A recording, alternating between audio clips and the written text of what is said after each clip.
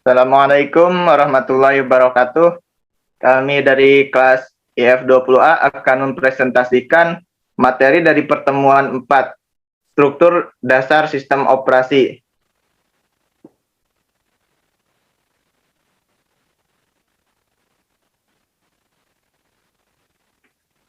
Yang pertama ada konsep dasar sistem operasi, yang dimana di dalamnya ada komponen sistem operasi, layanan sistem operasi, sistem call, pemrograman sistem, mesin virtual, sistem generation, dan rancangan sistem.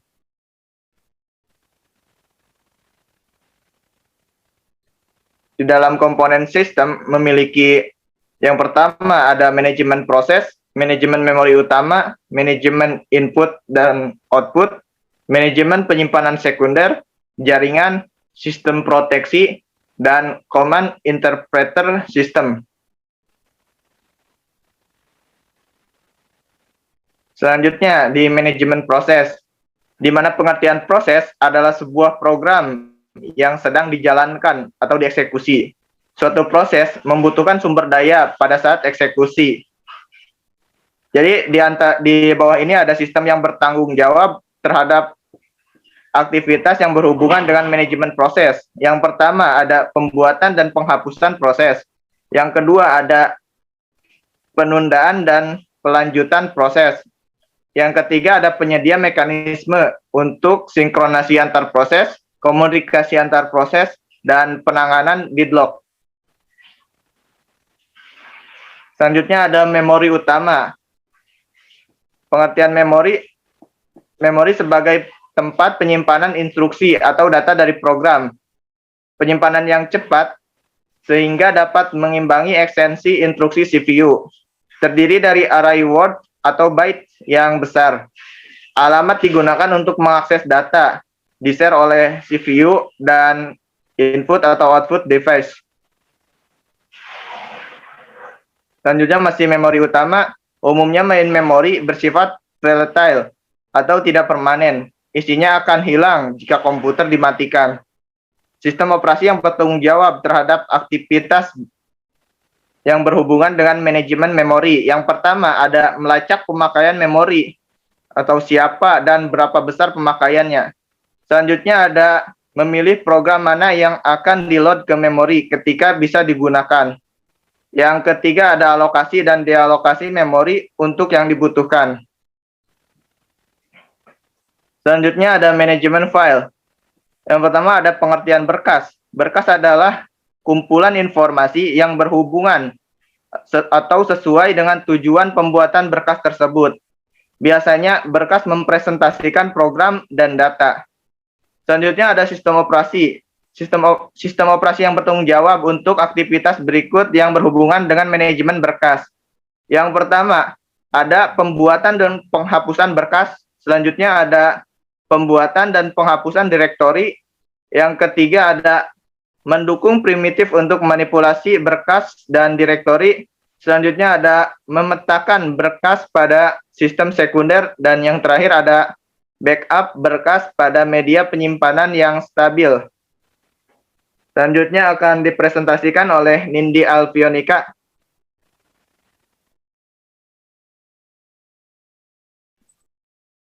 Selanjutnya ada manajemen sistem input atau output.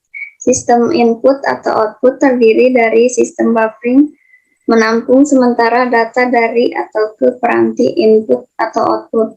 Spooling, melakukan penjadwalan pemakaian input atau output sistem supaya lebih efisien.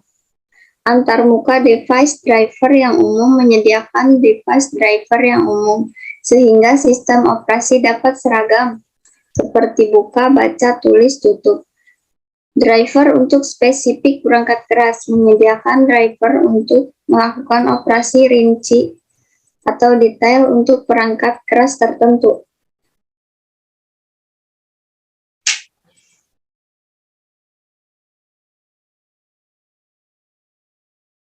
Manajemen penyimpanan sekunder. Penyimpanan sekunder atau penyimpanan permanen. Karena memori utama bersifat sementara dan kapasitasnya terlalu kecil, Maka untuk menyimpan semua data dan program secara permanen, sistem komputer harus menyediakan penyimpanan sekunder untuk dijadikan backup memori utama. Sistem operasi bertanggung jawab dalam aktivitas yang berhubungan dengan manajemen penyimpanan sekunder, seperti manajemen ruang kosong, alokasi penyimpanan, dan penjadwalan disk. Jaringan sistem terdistribusi. Sistem terdistribusi adalah kumpulan prosesor yang tidak berbagi memori atau clock. Setiap prosesor memiliki memori lokal masing-masing. Prosesor dalam sistem terhubung dalam jaringan komunikasi. Sistem terdistribusi menyediakan akses pengguna ke berbagai macam sumber daya. Akses tersebut menyebabkan peningkatan kecepatan komputasi, peningkatan penyediaan data, dan peningkatan keandalan. Sistem proteksi. Proteksi berkenaan dengan mekanisme untuk mengontrol akses yang dilakukan oleh program, prosesor, pengguna sistem, maupun pengguna sumber daya.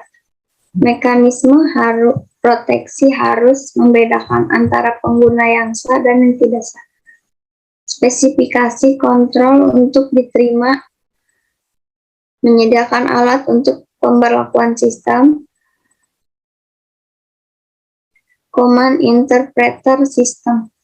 Sistem operasi menunggu instruksi dari pengguna atau command driven. Program yang membaca instruksi dan mengartikan control statement atau keinginan pengguna umumnya disebut control card interpreter, command line interpreter, dan Unix shell. Selanjutnya akan dipresentasikan oleh gitaris Tipratiwi. Yang kedua, di sini selanjutnya command interpreter sistem 2. Command interpreter sistem sangat bervariasi dari satu sistem operasi ke sistem operasi yang lain dan disesuaikan dengan tujuan dan teknologi input atau output peranti yang ada. Contoh, CLI, Windows, Pen-based, Touch, dan lain-lain. Pelayanan sistem operasi. Yang pertama, eksekusi program, load program ke memori dan menjalankannya. 2. Operasi input-output. Pengguna tidak bisa mengontrol input-output secara langsung untuk efisiensi dan keamanan. Sistem harus bisa menyediakan mekanisme untuk melakukan operasi input atau output. Yang ketiga, manipulasi sistem berkas. Membaca, menulis, membuat, dan menghapus file. Yang keempat, komunikasi. Pertukaran informasi dapat dilaksanakan melalui share memory atau message passing. Yang kelima, deteksi error. Mempertahankan kestabilan dengan mendeteksi error pada CPU, perangkat keras memori, dan program pengguna. Dan jika bisa, memperbaikinya. Pelayanan tambahan. Yang pertama, lebih diarahkan kepada upaya untuk menjaga efisiensi sistem, bukan untuk membantu pengguna. Kedua, alokasi sumber daya. Mengalokasikan sumber daya kepada beberapa pengguna atau tugas yang dijalankan pada saat yang bersamaan. Ketiga, accounting. Menentukan berapa banyak dan berapa lama user menggunakan sumber daya sistem. Yang keempat, proteksi, menjaga semua akses ke sumber daya sistem terkontrol. Sistem call. Yang pertama, sistem call menyediakan antarmuka antara proses program yang sedang dijalankan dan sistem operasi. Biasanya tersedia sebagai instruksi bahasa rakitan. Beberapa sistem mengizinkan sistem call dibuat langsung dari bahasa pemrograman tingkat tinggi. Beberapa bahasa pemrograman tingkat tinggi, contohnya C++, telah didefinisikan untuk menggantikan bahasa rakitan untuk sistem pemrograman. Tiga metode umum yang digunakan dalam memberikan parameter kepada sistem operasi. Yang pertama, melalui register. Yang kedua, menyimpan parameter dalam blok atau tabel pada memori dan alamat blok tersebut diberikan sebagai parameter dalam register. Yang ketiga, menyimpan parameter push ke dalam stack oleh program dan melakukan pop-off pada stack oleh sistem operasi. Memberikan parameter dalam tabel. Di sini terdapat gambar tabel tersebut.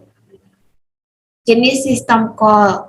Yang pertama ada pengendalian proses, yang kedua manajemen berkas, yang ketiga manajemen peranti, yang keempat mempertahankan informasi, yang kelima komunikasi.